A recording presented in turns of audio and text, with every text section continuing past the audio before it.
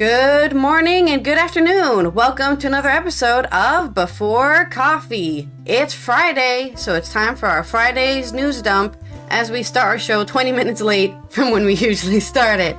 Let's go ahead and get into the headlines on this episode. Let me do this. Turn that off. Okay. Today on Before Coffee, what do we know about the shootings in Rotterdam? CVS pharmacists walk out. The Earth is sick. Storm Daniel has passed, but Greeks fear its deathly legacy. And Paris is seeing a new kind of road rage. Bike lane traffic jams. U.S. actor Steve Martin backs Australian film on Indigenous art movement. And those stories and more on today, which is National Coffee Day. That's right, it's National Coffee Day, September 29th, 2023, on Before Coffee.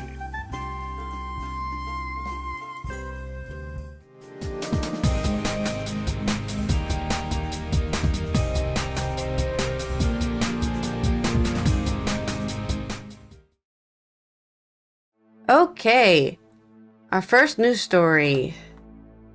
We are looking at there was a double shooting in Rotterdam. What is seen as the darkest day in Rotterdam history, as 3 people were killed in a shooting in a house and then at a hospital. Or actually, I don't know what Erasmus MC is. Let me look up what that is because they keep on talking about it. Yeah, Erasmus MC is a hospital. That's what I thought. The suspect has been arrested. This is an overview of what we know. What happened? Just before 2:30 in the afternoon, the police in Rotterdam received several reports about incidents in the city. There are shootings in a house on Heimen-Dulloplein in Delfshaven district and in Erasmus MC in the center. The 2 locations are not far from each other. 3 people died in the shootings, 2 residents of the house in Delfshaven and a doctor-teacher from Erasmus MC. Fires had been set at both locations. There are reports that the suspect used Molotov cocktails, but the police cannot confirm this. Emergency services are arriving en masse. The situation is particularly chaotic at Erasmus MC. It is first reported that a suspect fled on a motorcycle. Later it seems he's still inside. Special units enter the building in search of the suspect. Employee, patients, and attendees come outside in a panic. Who are the victims? A 39-year-old woman and her 14-year-old daughter are shot in the house at Heimen-Dulloplein. The woman dies on the spot. The girl is taken to the hospital with serious injuries. After a few hours, she succumbs to her injuries. The victim of Erasmus MC is a man. He is shot dead in a classroom. He was allegedly shot several times. Initially, the police reported that it was a 46-year-old man, but this was later corrected. The victim was 43. The man taught at Erasmus MC, but also worked 2 days a week in a general practitioner's office in Katendrecht. That post will remain closed until Monday. What do we know about the suspect? The suspect is a man, 32, who studied at Erasmus University. He had a firearm and a bulletproof vest with him when he was arrested. The police announced at a press conference that he also lived on Heimen-Dulloplein near the woman and daughter he shot dead. The man is known to the police. He has previously been prosecuted and convicted on animal cruelty. This turns out to be a case in which we had abused a rabbit in a drunken state. He received a community service order of 40 hours. A neighbor is said to have filmed the incident and reported it to the police. This appears to be a woman who was shot, but that is not certain. The Public Prosecution Service warned that Erasmus MC about the man earlier this year. Not only is his conviction for animal abuse, but also his worrying behavior was discussed in an email. This included psychotic behavior. The Public Prosecution Service also found images on his phone in which people were killed with stabbings. The police assumed that the man acted alone. There were no co-perpetrators. Nothing was said about the possible motive at last night's press conference, only that it seemed to be a targeted action. What are the reactions? Mayor Abu Taleb called it a pitch-black day for Rotterdam. He spoke of a horrible incident and said he was angry and sad about what happened in the city. King William Alexander and Maxima also expressed their dismay. Our hearts go out to the family and friends of the victims of the violent crimes. We sympathize Sympathize. We sympathize with you in this intense grief and understand your distress.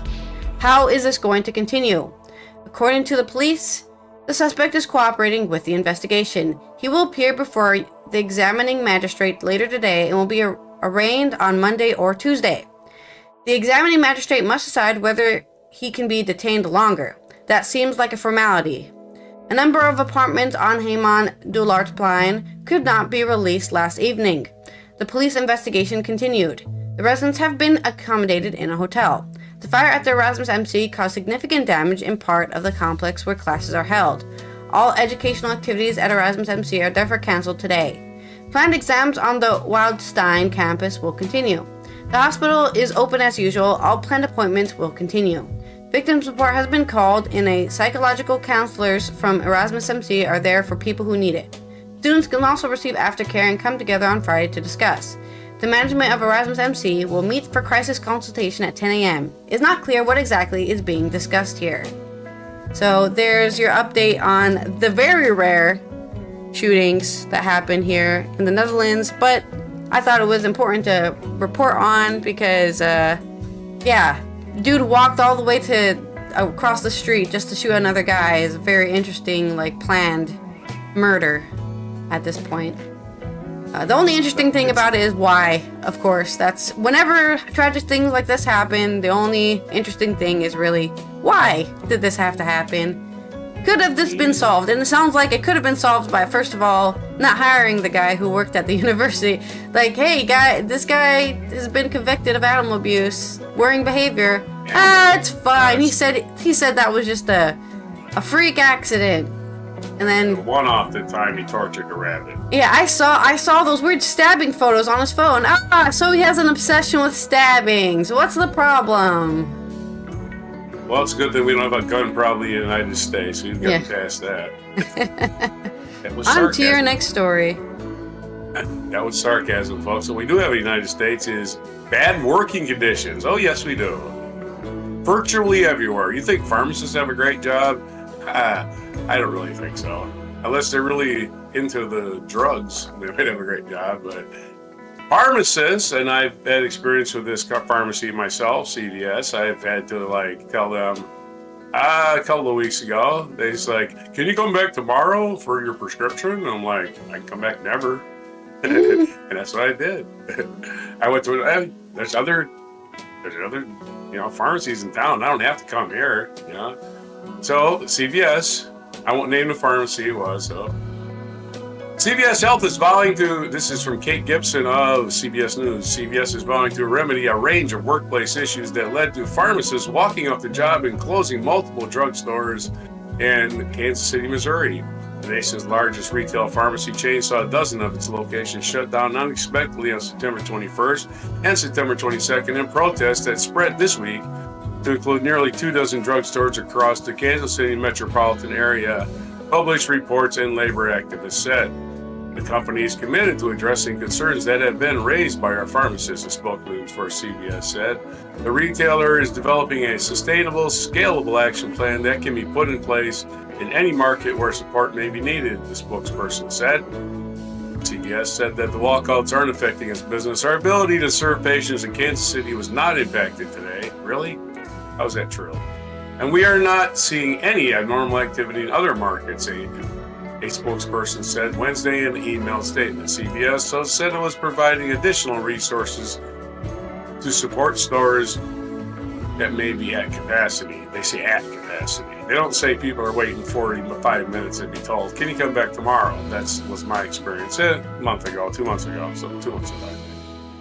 CVS sent Chief Pharmacy Officer Prem Shah to meet with the pharmacists on Tuesday and reneged on an agreement to issue a public apology to employees and customers, according to Bled Tano, an independent pharmacist speaking for organizers of the protest.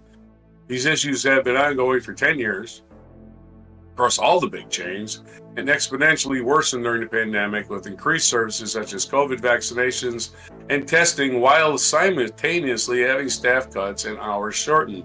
Lonnie Durong, a clinical pharmacist in California who advances on behalf of pharmacy workers, said in an email, pharmacists are fed up with amid a backlog backlog of prescriptions and having insufficient staff to answer phones and administer flu and new COVID-19 vaccinations, said Tanook, a former Walgreens pharmacist who created the hashtag Pizza is not working in 2021 to decry working conditions that she argued could not be addressed by supplying a free meal for the staff. Pharmacy chains are in the past employing technicians and clerks to answer calls and handle other tasks to keep operations running smoothly.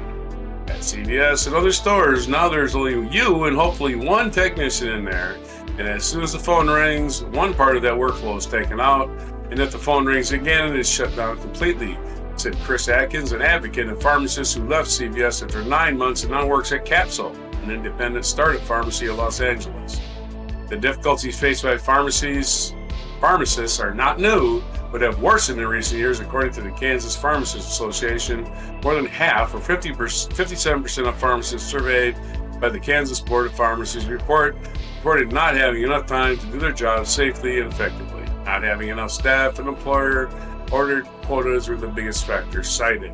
The association is aware of and supports pharmacists and pharmacy personnel that are protesting unsafe working conditions that put their patients' health at risk, the state professional group said Monday in a statement on its website. But pharmacies are paid for the number of prescriptions that cross their counters instead of the clinical knowledge and services they provide for their patients. The system inappropriately values medication volume over safety and quality of health care. Pharmacists and pharmacy technicians in California stand with our colleagues across the nation who are bravely protesting poor working conditions and to preserve and protect the patient's safety, the California Pharmacists Association said Wednesday in a news release. So it's not a strike, but it's some CVS pharmacists just walking off the job to protest being overworked, and of course, nobody ever feels appreciated. Your story. Okay, well, I mean, am I surprised? Not really. Nope. Rarely am I surprised by things these days. Okay, Not by that. in our climate news, we've got the aftermath of Storm Daniel, but everything has been destroyed, and featured is a picture of a destroyed railway from Thessaly, Greece. Experts say it could take at least 5 years for the plain to become fertile again in the agricultural region. This entire railway is just full of branches, piles and piles and piles of branches all over the railway. Tangled mess. So this is from Clea Scopelliti on The Guardian.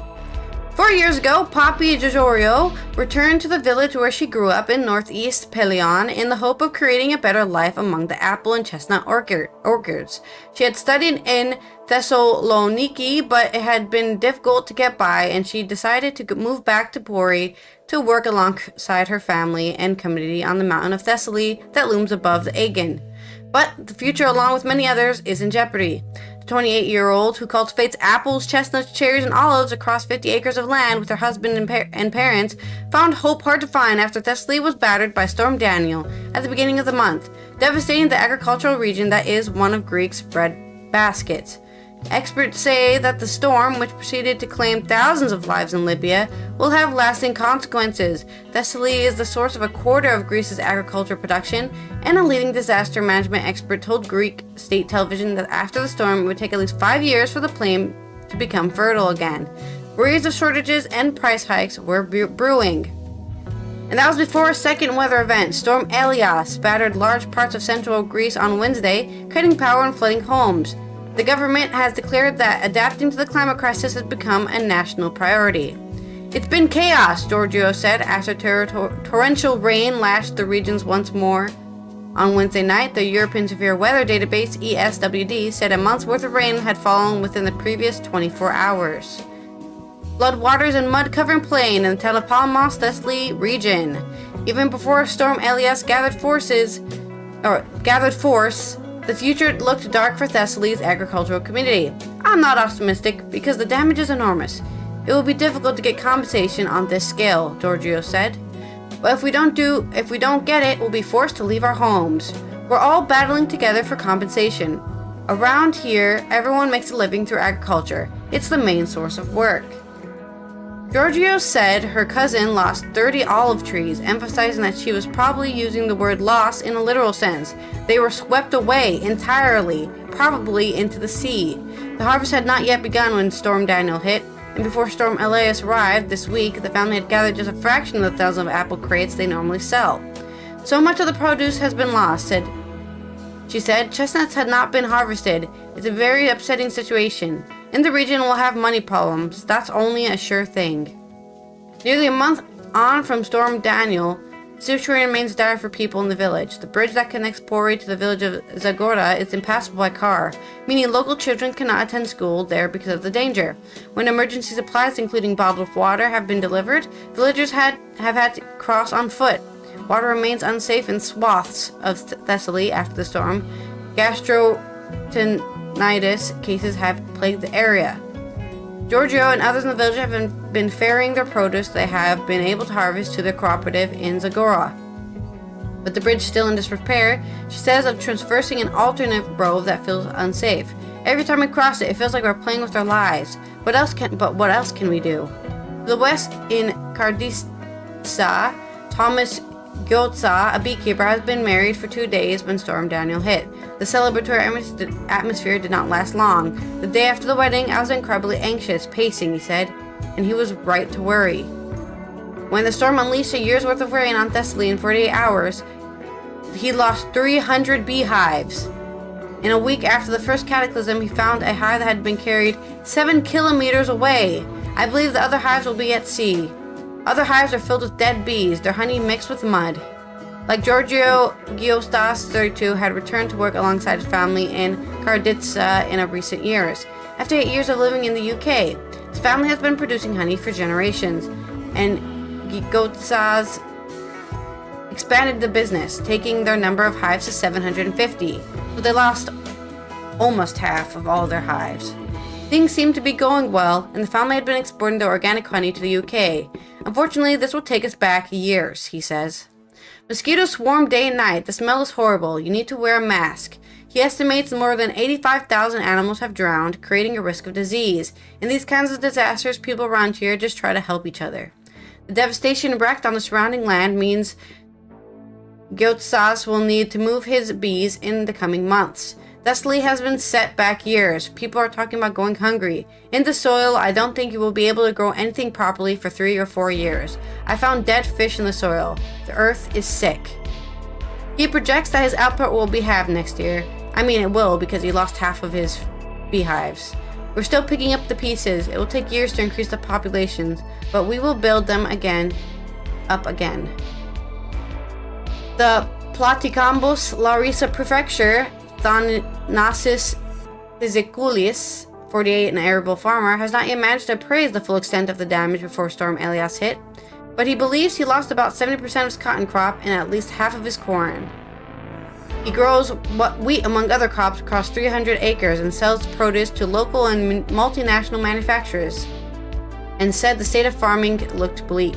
The devastation will have knock-on effect across the whole of Greece, with shortages and price rises expected in a country already deeply affected by the cost of living. The catastrophe is huge. I was lucky to only suffer the damage I did. Others have it worse. It will be a problem for manufacturers and consumers. We'll see a rise in prices. There'll be a serious shortage of animal feed too. This time of year, contracts are being signed for produce and wholesale prices are likely to soar. I expect that from this year, you'll see a significant rise in prices of products like feta. Like the others, he did not have much hope for being lifted out of trouble by government assistance. People in some parts of the region remain economically affected by the Mediterranean storm in 2020, he said. One bad harvest makes the next difficult, even in normal circumstances, he said. But right now, the world's normal is no longer in our vocabulary. So there's your sad and bleak news coming out of Greece. I guess we're not making any Greek salads anytime soon because the cheese is going to be very expensive. That's sad. I was reading a story the other day about the increase in Greece tourism was boosting their economy. So hopefully that will keep up the slack, but not for these farmers unless they're giving them money to them. There's always something like that. There's somebody suffering for somebody that's doing well, and it balances off. Oh, in the same country, at least. It balances off at some point. I don't know. And everybody's in the same mess. We're all on the same planet. Okay, and speaking of which, we didn't bike in Paris, but I do remember, and most of the walking we did was on the Champs-Élysées Fair, so that doesn't have bottlenecks. It's basically a big, long, straight boulevard. But there is a traffic problem in Paris with bikes. This is covered by Associated Press, Jean Leister. Ring ring, it's rush hour at Paris's Sebastopol Boulevard, and the congestion is severe, but not just gas-guzzling, polluting, spewing, horn-honking snarls, as we've seen, but also quieter and greener bottlenecks of cyclists jockeying for space. Until 4 years ago, motorists largely had the Paris thoroughfare to themselves. Now it's bike lane jams. Speak to a cycling revolution that is reshaping the capital of France. Along a country of car lovers, home to Renault, Citroën, and Peugeot, this revolution, like others, is also proving choppy. A nearly decade-long drive by socialist mayor Anne Hidalgo to turn Paris from a city hostile to cyclists, except for those racing in the Tour de France, into one where they venture more safely and freely has become so transformative that bikes are steadily muscling aside motor vehicles, increasingly getting in each other's way. And more bike lanes are coming for next year's Paris Olympics, part of an effort to have a footprint. Already, once on Paris Boulevard's bikes outnumber cars at peak times, cycle congestions, wheel-to-wheel lines of riders ringing their bells and sometimes losing their cool is becoming a headache. Now, the road rage I have not seen. That would be something to witness. I mean, two guys in a bikes going at it, right? You can't hide in your car when you're on a bike. It's the same feeling as the one I had when I was younger with my parents driving a car, and it was like traffic jams all over the place. So now it's really like a bike traffic jam, said Thibault Quier, a spokesperson for the Federation of Bicycle Users. But it's kind of a good difficulty to have, especially when we think about what Paris used to be. From a measly 200 kilometers in 2001, cyclists now have more than 1,000 kilometers of tailor-made bike paths, which is 620 miles, and marked routes to Rome, City Hall says. Motor vehicles have been barred entirely from some roads, most of them notably a River Seine embankment that used to be a busy highway. It's become a central Paris haven for cyclists, runners, and families and romanticists since the Hidalgo closed it to motor traffic in 2016. Farther north, the twin lane bike path on Sebastopol Boulevard has become one of Europe's busiest since its inauguration in 2019. It saw a record 129,000 weekly users in early September, according to tracking by pro bike group Paris en Selle, which means Paris by saddle. Traffic there now regularly surpasses London's busiest cycleways, and its busiest even approaches the numbers of popular cycle routes in Amsterdam. Well, they're throwing on the challenge there. North-south Sebastopol empties into another busy east-west route on Rue di Rivoli that passes the Louvre. It also saw record daily and weekly numbers this September. Paris en Selle's tracking shows. Add to the mix, none too thrilled motorists, scooters wiggling through traffic, pedestrians trying not to get squished, and construction that seems to have popped up almost everywhere in Paris's sprint to the Olympics, and negotiating the busiest streets. A bike can feel akin to playing Mario Kart, but with real-life dangers and consequences. Many cyclists, some clearly new and still feeling their way around, seem to think red lights and road rules don't apply to them. Paris' removal of for hire electric scooters following a city referendum in April also is driving some ex-users to biking. Paris has become unlivable. No one can stand each other, bike rider Michael Gallard says, as he wound his way past whistleblowing traffic officers and yelling motorists on Concord Plaza, the French Revolution decapitation site of Louis XVI in 1793. Louis Louis ain't feeling so good either. Former motor scooter and public transport user, the retiree switched to cycling during the COVID-19 pandemic and has kept up the habit. He uses Vielib, a Paris bike sharing system, in its 16th year to get around for its 80% of his trips. Everyone behaves selfishly, grumbled Gallert, who is in his 70s. The traffic is a lot worse than it was. That said, he and others can't dispute that flows for bikes are better for health and that the environment and that the noxious pollution that still often blankets Paris. France government blames atmospheric pollution for 48,000 premature deaths nationwide per year. In a landmark decision, a Paris court in June awarded 5,000 euros in compensation to two families of children who were sickened by air pollution, suffering from asthma and other health issues when they lived near the capital's car-choked Ring Road. The court ruled that the French state was at fault. Hidalgo cites pollution as a prime motivation for her drive to increase bike use, squeeze out emission-spewing vehicles, and make Paris that breathes. Re-elected in 2020, her second 5-year bike plan budgets 250 million euros in additional investment by 2026. That's 100 million euros more than her first term bike plan. Most of it is earmarked for more cycle routes and parking. City Hall says Olympic venues in the city will be bike accessible for its July 26th to August 11th Paris Games on a 60-kilometer cycle network. So Olympic fans will be able to discover what growing numbers of Parisians are learning. Experience the city by bike and rekindle the love for its charms, but behind busy thoroughfares are countless quieter streets that embrace cyclists with sights, sounds, and smells that are too easily missed by car. And for this start the day jolt to energize the senses without overpriced espresso, try bouncing along the cobblestones of the Champs-Élysées on a crisp morning. It's a feeling of freedom rather than being in a metro sitting down in the heat, said Ange Gardot, 19, a convert who previously relied on the rental e-scooters before Paris banished them. There's nothing about it I don't like. Anyway, that's our story on biking in Paris. Taking over, and of course we did experience the hot, sweaty metro. Your story. Hot, sweaty metro. Yeah, it was a heat advisory over there. Very, very warm indeed.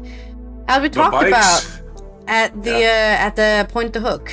So, in culture news, U.S. actor Steve Martin is helping indigenous art movement reach the world. This is from Janine Israel on The Guardian. U.S. actor, comedian, and keen indigenous art collector Stephen Martin has been announced as an executive producer of a new feature film that charts the origins of the Western Desert art movement.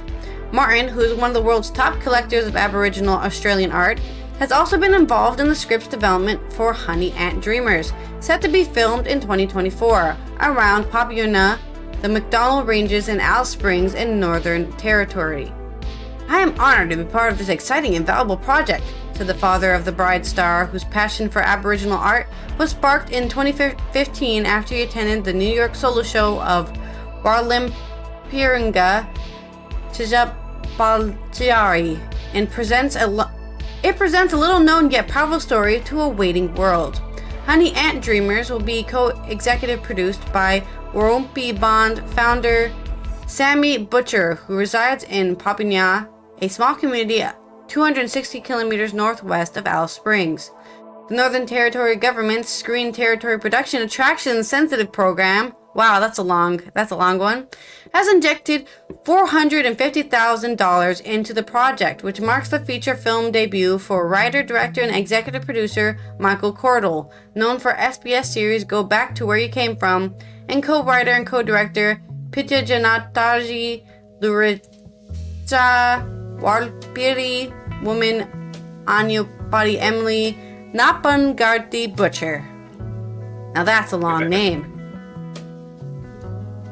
The film portrays the story of Geoffrey Barden, a Sydney teacher who taught at the Papunya Primary School in 1971, where he encouraged adults in the community to paint a mural of their honey ant dreaming. The mural's principal artist, the entrepreneur and traditional elder Kappa Tajapit Jinpa, became instrumental in spawning an art movement that saw sacred stories that had been painted in the sand and on bones, bodies moved to canvases. Contemporary Aboriginal and Torres Strait Islander art was pioneered because of the innovative, radical, and entrepreneurial thinking of the painting men in Papua who wanted to keep their culture alive in an era of assimilation, Anupa Butcher said. This story is both ancient and current, local and global. Our art started in the sands, the rocks, and the very formation of Australia. These painters shared our vision of maintaining cultural laws while sharing our unique collective of cultures from Papua to the world.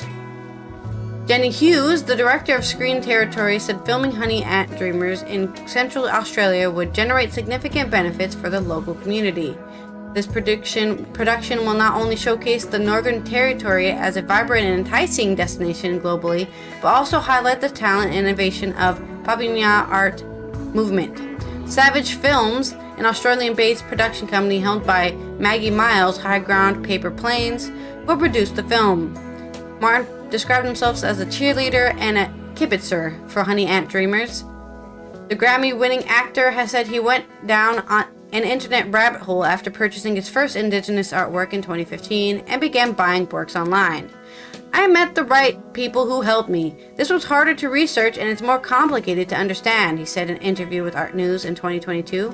There's an Indigenous element that has very specific dreaming context. This is almost inaccessible to outsiders, and it goes back thousands and thousands of years. So there you go, little stint about Indigenous art. So get ready for that film so you can learn all about it, because I don't know anything about it either. Australia doesn't talk enough about their Indigenous people. Well, they'll tell what a didgeridoo is, though. Yeah. You know what that is. And Steve Martin, a wild and crazy guy. And it leads us on to a segue into what day in history. Not really a great segue, but a segue. It's 642 on this day on September 29th. Arab General Emir Ibn al-As marched to Alexandria, and the Arab conquest of Egypt, which had begun with the invasion 3 years earlier, ended in a peaceful capitulation. In 1829, through the efforts of Robert Peel, England's first professional police force, London's Metropolitan Police, often called Scotland Yard, was founded, and it became a model for future police departments in various other countries. In 1833, King Ferdinand VII of Spain died, and his 2-year-old daughter, Isabella II, was proclaimed queen. In 1906, the United States occupied Cuba after a rebellion surrounding the re-election of Thomas Estrada Palma. In 1918, German Chancellor Georg von Hertling tendered his resignation on the day of the Bulgarian armistice and the British attack of the Western Front during World War II. So that's a mouthful, but that's what happened on this day in 1918. 1938, Poland demanded the cession of Teschen, a rich region that had been contested and then divided between Poland and Czechoslovakia during World War I. Czechoslovakia no longer a country. 1938, the American harness racehorse Greyhound, widely considered the greatest trotter to ever have raced, established a trotting record for the mile, 1.55, 1 minute 54 and 1/4 second. All right, big day in trotting history, 1938. Wow, there is something that you would never hear anywhere in any kind of history. You only get it here. And on this website, Britannica.com, the trotting history, the horse trotting race in 1938. That just blows my mind. That's a thing that's in my blur. 1961, Julia Gillard, who in 2010 became Australia's first female prime minister, was born in Wales. So she was born in Wales. Now she's the Australian Prime Minister. I don't know if she still is, but in 2010 she became it. Not up on Australian politics. Sorry, can't know everything. 1988, Discovery was launched from Cape Canaveral, Florida, making the resumption of NASA's Space Shuttle program, which had been suspended following the Challenger explosion in 1986. In 2005, American jurist John G. Roberts was sworn as the 17th Chief Justice of the Supreme Court, and so far, he's been a total disaster.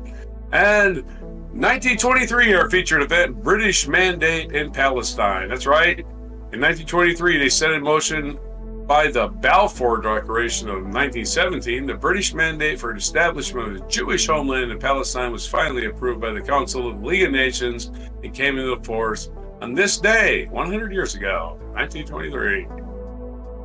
And our featured biography is Italian physicist Enrico Fermi. Probably well known. And he was born this day in 1901. Other birthdays, Kevin Durant. Happy birthday, American basketball player. KD is born in 1988, so he turns 35 today. Getting up there for a basketball player.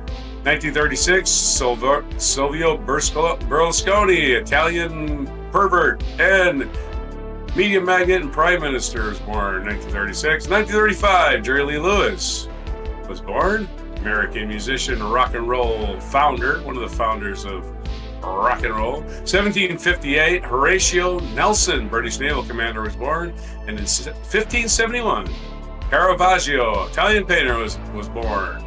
And a quick and short and sweet on the National Day calendar, it is National Gay Men's HIV/AIDS Awareness Day. So be aware if you have HIV. You probably should be aware of that. Urban National Wildlife Refuge Day is today.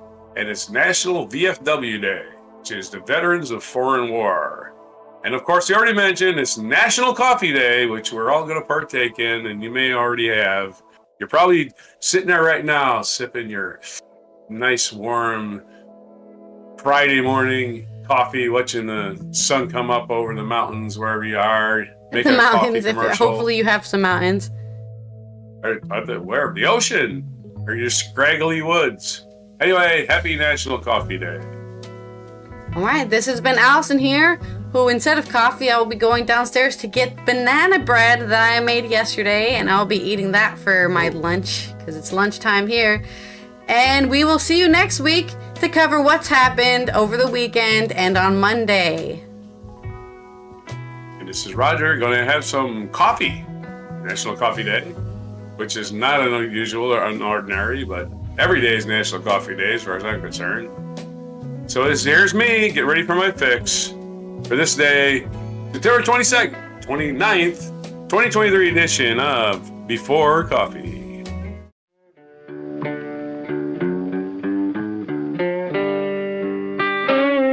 Be sure to hit the like, subscribe, and notify buttons, and follow our other channels, Toxic Alley, History of Gravy, and Scratchy Old Records.